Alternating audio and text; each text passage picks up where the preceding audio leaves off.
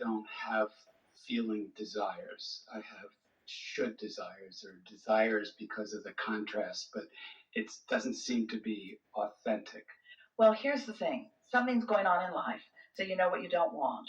You're launching a desire, but it's not a desire that you could necessarily articulate, and it's certainly not a desire that has enough momentum that you could recognize it. So as you're launching those desires all day, those desires are gaining momentum. A good description is like it's a gestation period. While those desires are growing, they're becoming more powerful. Law of attraction is bringing cooperative components to them. But if you're not going along for the ride, then your desires are becoming vibrationally different than you are. So you become almost less capable of seeing them or recognizing them. That's why we're encouraging naps. It's why we're encouraging meditation. It's why we're encouraging as much positive distraction as you can find, because you may very well accidentally stumble into the receiving mode if you're not working so hard on beating the drum of trying to fix things. And so as you find yourself in that receiving mode and then something wonderful occurs to you, that's your awareness that at least for that moment you're in the receiving mode. Otherwise, the idea couldn't come. So if you're saying, well, that doesn't happen very often, what we just explained is the reason for it. But more and more, especially now we've had this conversation, it will happen. You will feel your conscious awareness of that. And then as you acknowledge, and this is something that we would like you all to acknowledge, once a desire has occurred to you and you feel that exhilaration of, oh, I would like that, you're well along the way to receiving more and more impulses about it to bring it about, you see. It's just a matter, and a lot of people do this. I know what I don't want, I know what I do want. I would so like to have more money, but I don't have enough. And more money would feel good to me, but it's been hard for a long time, and I hardly know anybody that does. And the more you beat the drum of where you are, the more you disallow yourself to be a match to what is gestating and growing in this vortex. It really is that simple. So you have to find some way of hooking in to something that feels good. You don't have to feel good about money, and you don't have to feel good about health, and you don't have to feel good about Democrats or Republicans. You don't have to feel good about anything specific, but you can't feel bad and let the things that you want come to you.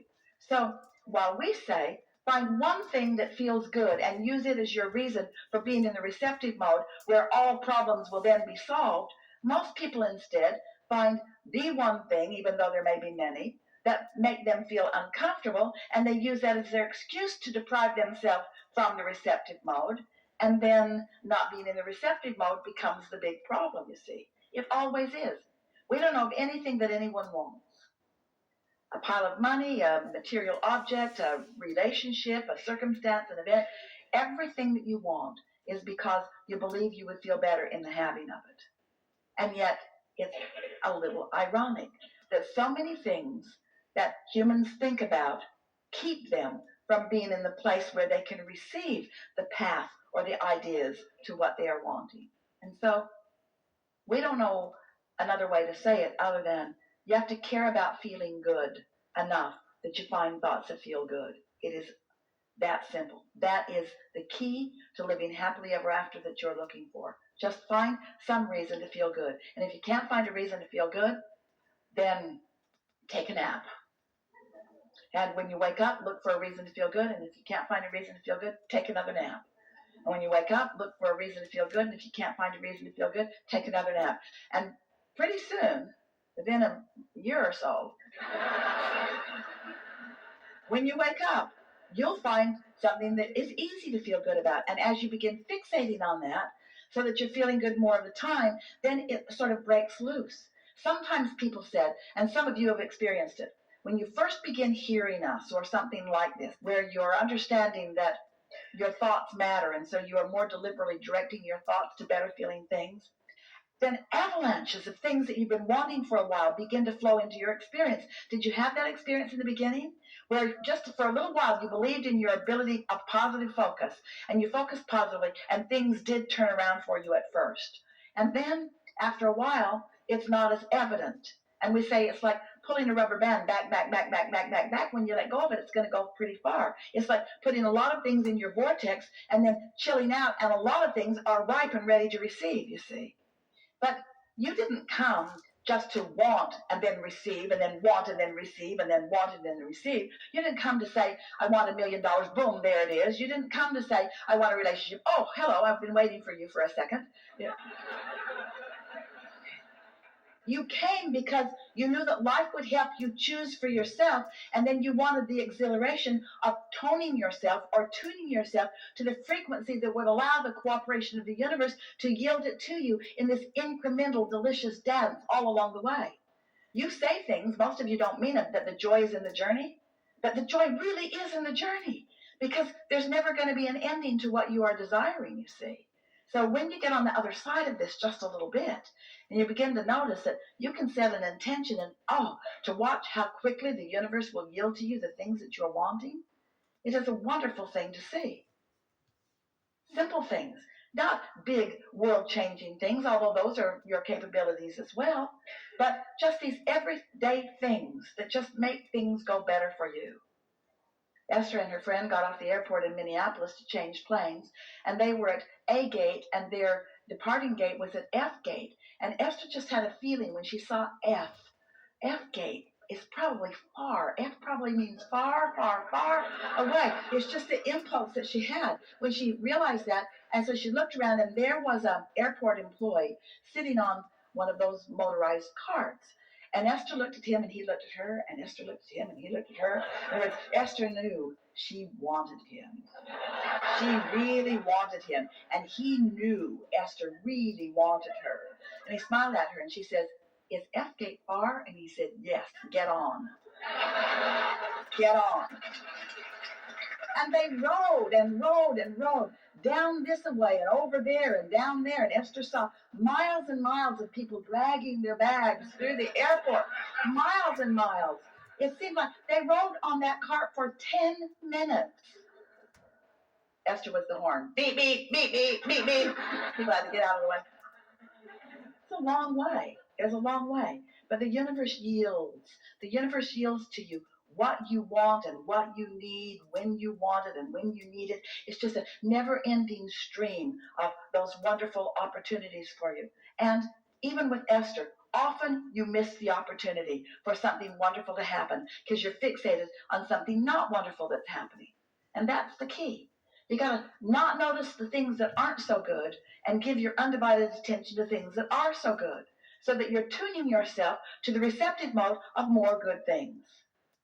And then often make a list of the wonderful things in your life. Make lists of positive aspects.